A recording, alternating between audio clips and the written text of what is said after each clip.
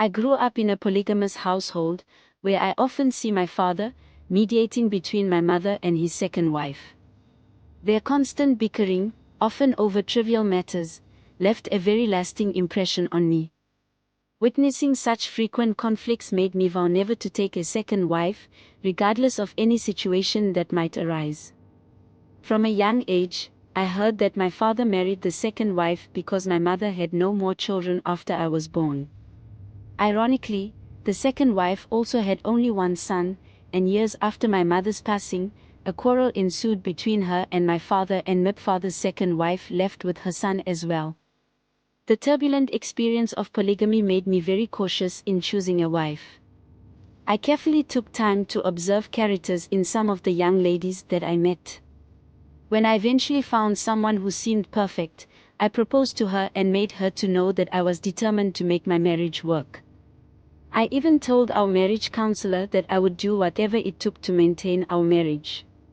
My commitment to monogamy and fidelity was unwavering, despite the fact that my wife's flaws, which became apparent after our traditional wedding, were increasingly frustrating. Yet, I chose to overlook them, resolute in my decision to never entertain the idea of infidelity or polygamy. Our first 2 years of marriage were blissful, and at times, I even regretted not marrying her sooner. However, after our second anniversary, I noticed a change in her. She became increasingly moody, and despite my efforts to understand what was troubling her, she remained distant.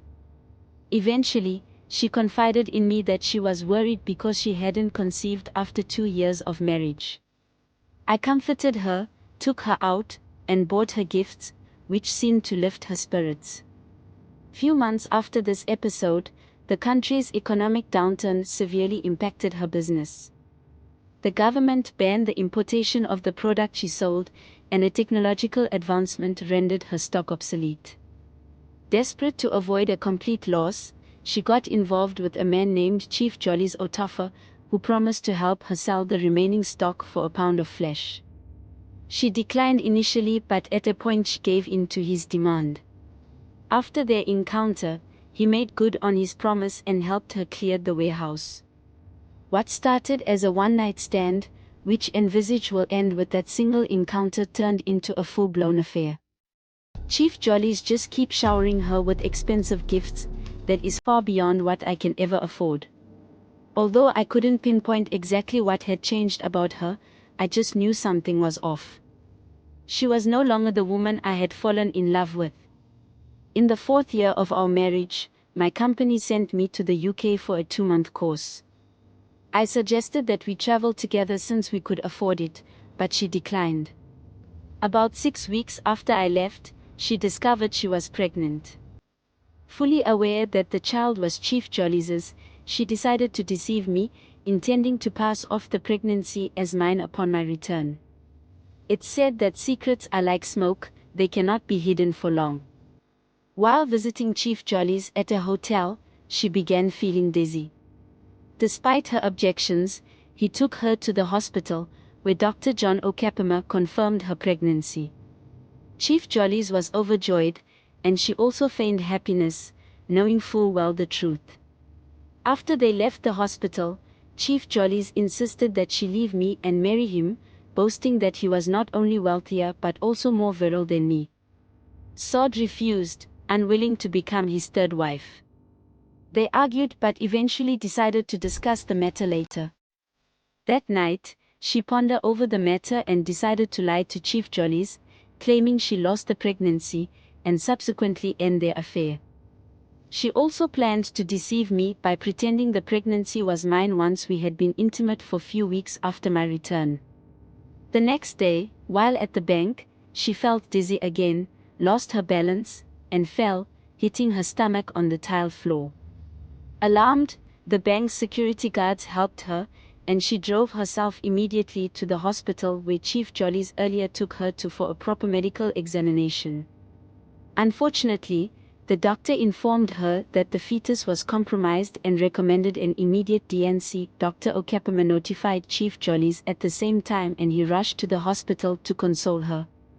Sod spent the night in the hospital and returned home the next day, determined to cut all ties with Chief Jollies and prepare for my return. She felt the event is a signal that implies she should end the relationship.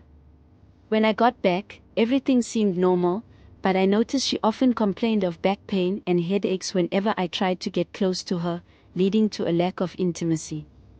I also observed that she often seemed lost in thoughts frequently during our conversations.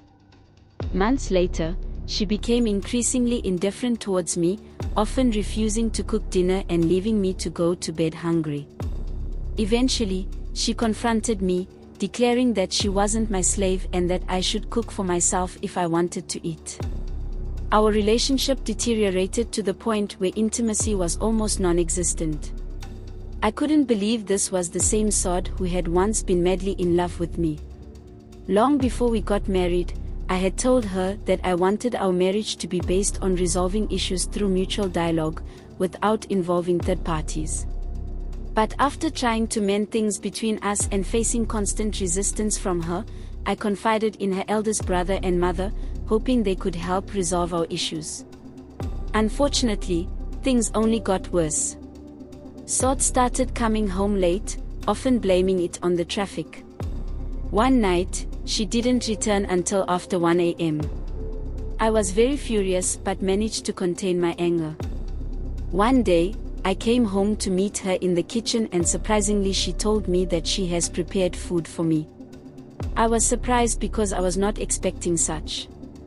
Her attitude had made me to always branch off at a fast food restaurant where I ate before coming home, whenever I realized I will not be able to cook once I get home. That day, instead of eating, I bought takeaway food thinking I will eat it when I get home. I told her not to bother because I have bought the food I planned to eat. However, she declined, collected the food and kept it in the fridge. She then served me her food which I ate heartily and afterwards, I appreciate her for the meal. I woke up feeling pressed and I went to the toilet. After about 10 minutes later, I observed that I had to go to the toilet again. All through the night, I was just going to toilet and stooling and it got so bad that, in the morning, with lots of pains, I had to go to the hospital. It was there that they diagnosed the presence of food poison in the food or drink I last took.